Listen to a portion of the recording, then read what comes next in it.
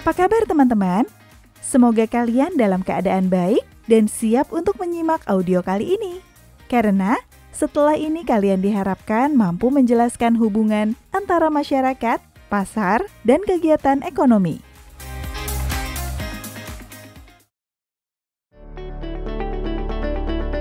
Menurut kalian, apa yang dimaksud dengan pasar? Pasar dapat diartikan sebagai tempat bertemunya penjual dan pembeli untuk melakukan transaksi. Pengertian ini tidak terbatas pada pasar fisik.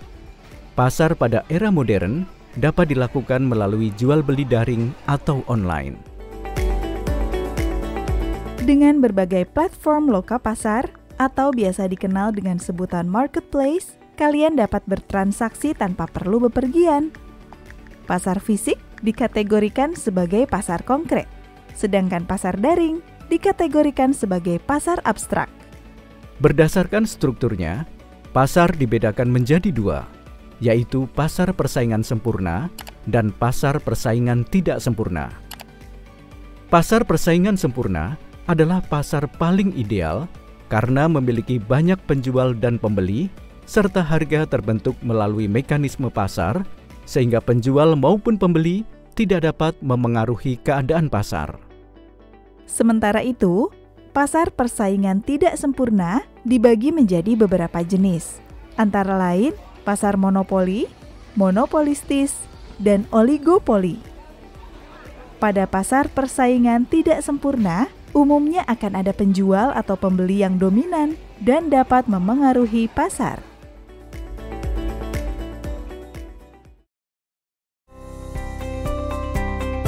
Teman-teman, mari simak penjelasan konsep pasar-pasar yang disebutkan tadi. Pasar konkret adalah bertemunya penjual dan pembeli secara langsung dan fisik. Lalu, pasar abstrak adalah bertemunya penjual dan pembeli secara online melalui media teknologi informasi dan komunikasi. Pasar persaingan sempurna adalah struktur pasar dengan penjual dan pembeli yang tidak dominan dalam memengaruhi harga barang. Sementara, pasar monopoli adalah bentuk pasar yang hanya ada satu penjual untuk menentukan harga pasar. Pasar oligopoli adalah bentuk pasar yang hanya ada beberapa penjual, biasanya kurang dari 10 penjual dengan jumlah pembeli yang banyak.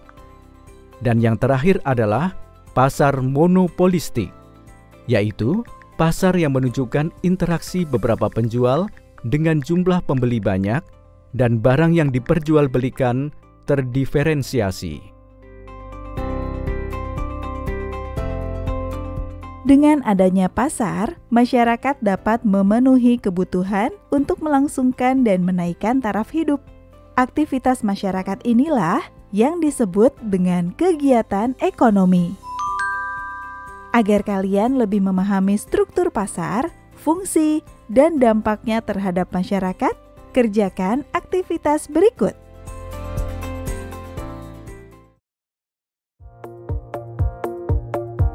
Pertama, sebutkan perbedaan pasar berdasarkan strukturnya. Kemudian, gambarlah kurva permintaan dan penawaran sesuai dengan struktur pasar.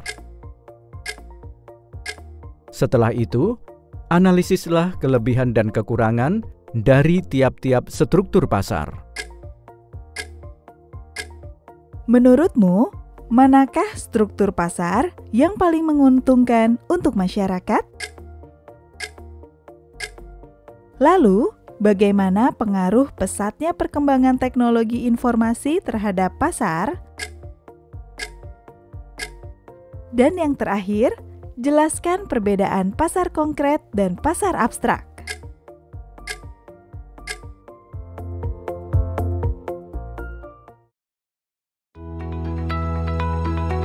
Terdapat beragam jenis pasar berdasarkan waktu bertemunya penjual dan pembeli. Kalian dapat melakukan penelusuran informasi dari berbagai sumber, baik di buku maupun berbagai aplikasi daring, mengenai ragam pasar berdasarkan waktu bertemunya penjual dan pembeli. Analisis pula mengapa terdapat beragam pasar berdasarkan waktu. Lalu, tuliskan jenis-jenis pasar yang ada di daerah kalian. Sajikan hasilnya di buku catatan sebagai tambahan sumber belajar. Teman-teman, perkembangan teknologi informasi telah mengubah cara masyarakat dalam bertransaksi dan berinteraksi di pasar. Sampai di sini dulu ya teman-teman.